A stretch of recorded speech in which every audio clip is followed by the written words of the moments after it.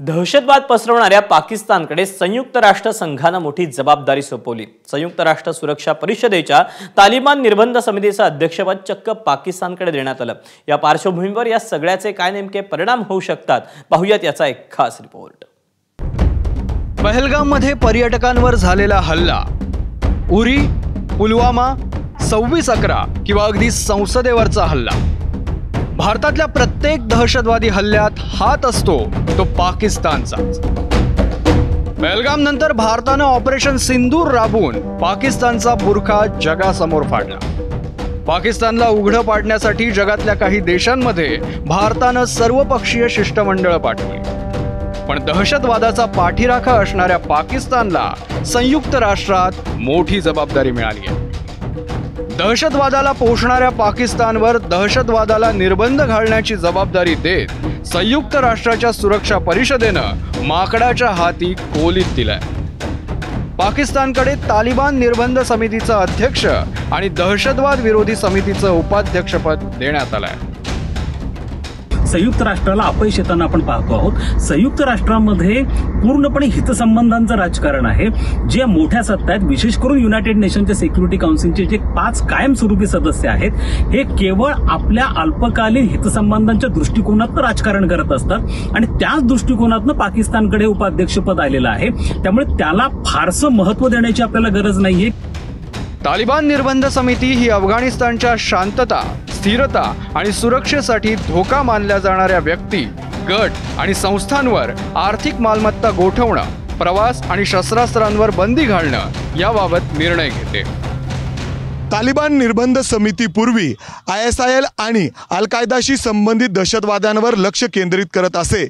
2011 मध्ये संयुक्त राष्ट्र सुरक्षा परिषद 1988च्या ठरावानुसार तालिबानवर लक्ष केंद्रित करण्यासाठी स्वतंत्र समिती नेमण्यात आली। पाकिस्तान आणि तालिबानमध्ये तणावपूर्ण वातावरण होतं आणि ते या समितीमुळे आणखीन चिघळू शकतं। आता पाकिस्तानच्या या निवडीमागचे संभाव्य परिणाम काय होतील तेही पहा। अफगाणिस्तानच्या तालिबान राजवटीवर निर्बंध लादण्याचे प्रयत्न, अफगाणिस्तान आणि पाकिस्तानमध्ये तणाव वाढण्याची शक्यता, पाकिस्तान अफगाणिस्तान पुरस्कृत दहशतवादी गटांमुळे त्रस्त, तालिबानला पाकिस्तान अफगाणिस्तान सीमारेषा मान्य नाही, पाकिस्तान विरोधातील संघर्ष अफगाणिस्तानकडून अधिक तीव्र होण्याची शक्यता। दहशतवाद विरोधी समिती ही सुरक्षा परिषदेची एक महत्त्वाची उपसमिती आहे।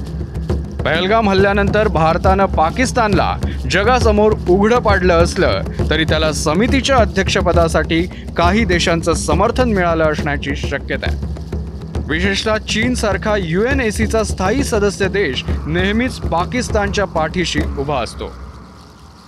संयुक्त राष्ट्र परिषदेत 15 देश सदस्य, 5 स्थायी सदस्य आहेत, 10 अस्थायी सदस्य आहेत। या अस्थायी सदस्यांची निवड 2 वर्षांच्या कार्यकाळासाठी असते।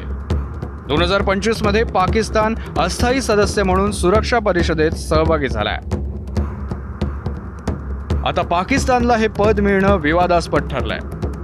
जे देश नागरिक आणि दहशतवादी यांच्यात फरक करत नाहीत त्यांना अशा चर्चेत सहभागी होण्याचा अधिकार नाही, असं म्हणत भारतानं संयुक्त राष्ट्र सुरक्षा परिषदेच्या खुल्या चर्चेत नुकतीच पाकिस्तानवर टीका केली होती।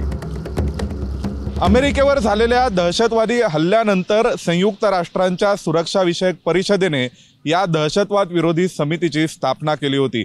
या हल्ल्याचा मास्टरमाइंड असलेला ओसामा बिन लादेन ज्या पाकिस्तानात सापडला, त्याच पाकिस्तानला संयुक्त राष्ट्रांनी सुरक्षा परिषदेच्या दहशतवाद विरोधी समितीच्या उपाध्यक्षपदी निवडून आणणं म्हणजे अप्रत्यक्षपणे त्यांच्या दुटप्पीपणाचा बुरखा स्वतःच्या हाताने फाडण्यासारखा आहे। त्यामुळे पाकिस्तान किंवा पाकिस्तानला या परिषदेच्या उपाध्यक्षपदी निवडून आणण्यासाठी प्रयत्न करणाऱ्या आंतरराष्ट्रीय स्तरावरच्या शक्तींना त्यांचं उद्दिष्ट साध्य करण्यात कितपत यश येणार हा प्रश्नच आहे। कारण पहलगाम दहशतवादी हल्ल्यानंतर ऑपरेशन सिंदूरच्या माध्यमातून भारताने जगभरात पाकिस्तानवर एक दबाव निर्माण केला आहे आणि त्यामुळे त्यांचं इप्सित ध्येय साध्य करणं पाकिस्तान आणि पाकिस्तानच्या पाठीराख्यांना अशक्यच असेल। व्हिडिओ जर्नलिस्ट वेद पांडेसह सोमेश कोलगे, ABP माझा, नवी दिल्ली। ABP माझा, उघडा डोळे बघा नीट।